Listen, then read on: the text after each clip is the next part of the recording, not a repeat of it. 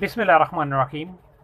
तो last video में हमने बाइपोलर जंक्शन ट्रांजिस्टर का ऑपरेशन पढ़ा था और फिर हमने देखा था कि किस तरह से बेस करंट कंट्रोल कर रहा होता है कलेक्टर करंट को, और इसीलिए इसको करंट कंट्रोल डिवाइस बोला जाता है बाइपोलर जंक्शन ट्रांजिस्टर को। तो इस वीडियो में हम दो पैरामीटर, बहुत ही इंपॉर्टेंट पैरामीटर्स पढ़ेंगे बाइपोलर जंक्शन ट्रांजिस्टर के। एक को बोला जाता है डीसी बीटा और दूसरे को बोला जाता है डीसी अल्फ़ा। तो सबसे पहले हम डीसी बीटा पढ़ेंगे कि ये क्या है। The DC current gain of a transistor is the ratio of DC collector current IC to the base current IB and is designated by DC beta। तो जो किसी भी ट्रांजिस्टर, बाइपोलर जंक्शन ट्रांजिस्टर का जो करंट गेन है वो basically ratio है collector current और बेस करंट के दरमियान में, और इस करंट गेन को ही हम बोलते हैं डीसी बीटा।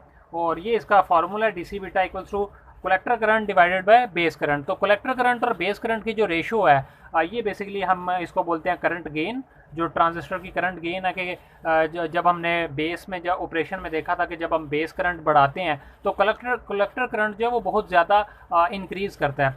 तो उस रेशो को हम बोलते हैं करंट गेन, और उसको हम डीसी बीटा जो है उससे उसको शो करते हैं। और इसकी जो टिपिकल वैल्यू है वो 20 से 200 के दरमियान में होती है, या इससे ज़्यादा भी हो सकती है। और इसको डीसी बीटा को एक और तरीके से रिप्रेजेंट कर सकते हैं, वो है HFE। और ये हाइब्रिड पैरामीटर में हमारे पास करंट गेन है। हाइब्रिड पैरामीटर जब हम एम्पलीफायर स्टार्ट करेंगे और फिर उसमें जब हम AC एनालिसिस करेंगे एम्पलीफायर का, तो फिर हम हाइब्रिड पैरामीटर्स पढ़ेंगे और वहाँ पे फिर हम इस टर्म को बड़ी डिटेल में पढ़ेंगे। अब तक के लिए सिर्फ आप इसको यही याद रखें कि जो डीसी बीटा हमारे पास है वो HFE से भी रिप्रेजेंट किया जाता है। तो ये है डीसी बीटा, जिसे हम करंट गेन बोलते हैं। अब देखते हैं कि डीसी अल्फ़ा क्या है। तो डीसी अल्फ़ा बेसिकली हमारे पास रेशो है कलेक्टर करंट और एमीटर करंट के दरमियान में। तो डीसी बीटा हमारे पास जो थी वो कलेक्टर करंट और बेस करंट के दरमियान में रेशो थी, और डीसी अल्फ़ा हमारे पास कलेक्टर करंट और एमीटर करंट के दरमियान में रेशो है।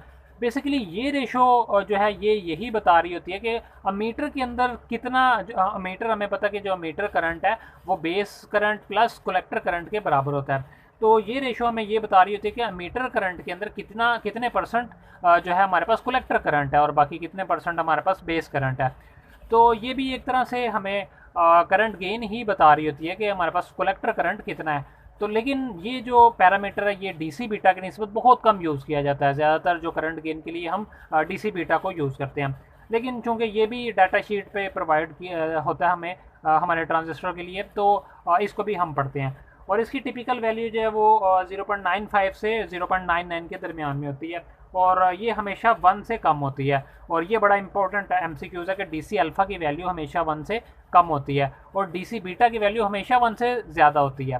ठीक है, तो वो करंट गेन जो collector current divided by base current हमेशा ज़्यादा ही होगी। अगर आपका जो ट्रांजिस्टर है वो प्रॉपरली बाइस हुआ हुआ है तो वो करंट गेन कुछ ना कुछ देगा, तो उसकी वैल्यू हमेशा 1 से ज़्यादा होगी और इसकी वैल्यू हमेशा 1 से कम होगी।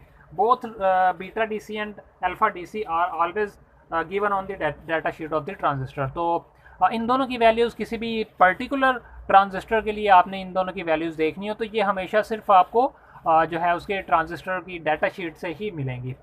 तो ये थी डीसी अल्फ़ा और डीसी बीटा। और नेक्स्ट इंशाल्लाह हम नेक्स्ट लेक्चर में बात करेंगे कि अपना जो हमने अभी तक बाइसिंग की हुई है अपने बीजेटी बाइपोलर जंक्शन ट्रांजिस्टर की, उसका सर्किट एनालिसिस करेंगे, डीसी सर्किट एनालिसिस कि कितना भी हमारे पास बेस करंट होगा तो कितना कलेक्टर करंट जो है वो हम इक्वेशंस फाइंड करेंगे कि कितना हमारे पास बेस करंट है तो कितना कलेक्टर करंट हमारे पास होगा, कितना हमने इनपुट वोल्टेजेस दिए हुए हैं तो कितने हमारे पास आउटपुट वोल्टेजेस आएंगे, हमारे पास VBB से जो इनपुट पे जो वोल्टेज है उससे हमारे पास क्या हो रहा है, और जो हमारे पास आउटपुट जो हमने बैटरी लगाई हुई है उससे क्या इफेक्ट पड़ रहा है अपने हमारे ट्रांजिस्टर के ऊपर।